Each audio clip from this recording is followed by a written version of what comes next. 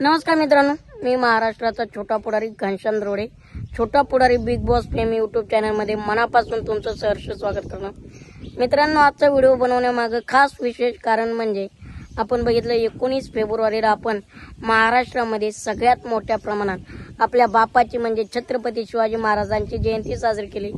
बऱ्याच नेत्यांनी ट्विट पण केले, पण काही ट्विट करत असताना म्हणजे काहींनी आदरांजली वाहिली, विनम्र अभिवादन केले, पण देशाचे नेते पंतप्रधान नरेंद्रजी मोदी साहेब आणि राहुल गांधी साहेब यांचे स्टेटमेंट बघितलं तर कुठेतरी काही वाटतंय का मनात। म्हणजे एक पाना राहुल गांधींनी तर डायरेक्ट स्टेटमेंटच केलंय, भावपूर्ण विनम्र अशी श्रद्धांजली, म्हणजे छत्रपती शिवाजी महाराजांना यांनी डायरेक्ट श्रद्धांजली वाहिली आणि नंतर ट्विट करून परत माफी मागितली की चुकून झाले, क्षमा असावी।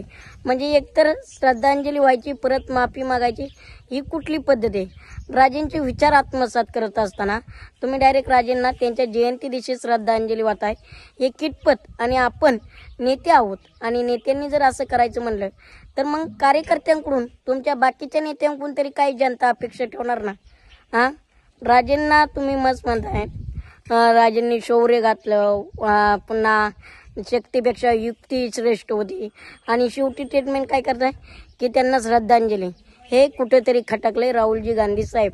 आपण जे स्टेटमेंट करत असतात त्याचा विचार पूर्ण करून विचार केला पाहिजे की आपण काय स्टेटमेंट करतोय काय नाही, हे ध्यानात ठेवा। कारण छत्रपती शिवाजी महाराज हे महाराष्ट्राचं तर आराध्य दैवत आहेत, पण हिंदुस्थानचे बाप आहेत, हे ध्यानात ठेवा। त्यामुळे इथून पुढे त्यांच्या बाबतीत कुठलेही स्टेटमेंट हा महाराष्ट्र सहन करणार नाही।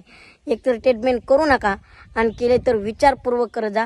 त्यांच्या जयंती दिवशी तुम्ही श्रद्धांजली वाहिली, महाराष्ट्र कधी क्षमा करणार नाही। मग आता तुम्ही म्हणता विरोधकांनी लावून धरलं, नाही, विरोधकांनी लावून नाही। छत्रपती शिवाजी महाराजांच्या महापुरुषांच्या बाबतीत चुकीला माफी नसणार आहे, हे ध्यानात ठेवा। तुम्ही स्टेटमेंट करत असताना तर तुमच्या मनात काय भाव होता ते आम्हाला माहीत नाही, त्याचं घेणं देणं नाही, पण जे श्रद्धांजली शब्द वापरलाय आणि परत तुम्ही माफी मागितली म्हणजे माफ करेल असा महाराष्ट्र नाही, ध्यानात ठेवा। आणि हे चुकीचं झालेलं आहे। इथून पुढे कुठल्याही नेत्यांनी महापुरुषांना अभिवादन करण्यासाठी एकतर नीट उच्चार करा आणि नंतर अभिवादन करा आणि महापुरुषांचा इतिहास पहा। हेच मला राहुल गांधींना आणि इतर नेत्यांना सुद्धा सांगायचं आहे। आजची जी चूक झाली ते परत व्हायला नकोय, हेच तुम्हाला वाटते। आणि मित्रांनो, व्हिडिओ कसा वाटतोय लाईक शेअर कमेंट तर व्हायलाच पाहिजे। आणि जर काही व्हिडिओ चुकला असेल तर माफी असावी, पण महापुरुषांच्या बाबतीत जर कोणी काही बोललं तर त्याला कदापि आपण सहन करणाऱ्यातले नव्हे, हे ध्यानात ठेवा। कारण हा महाराष्ट्र छत्रपती शिवाजी महाराजांच्या विचारांचा आहे, एक छोटासा मावळा म्हणून सांगतोय। धन्यवाद। जय हिंद, जय महाराष्ट्र, जय शिवराय।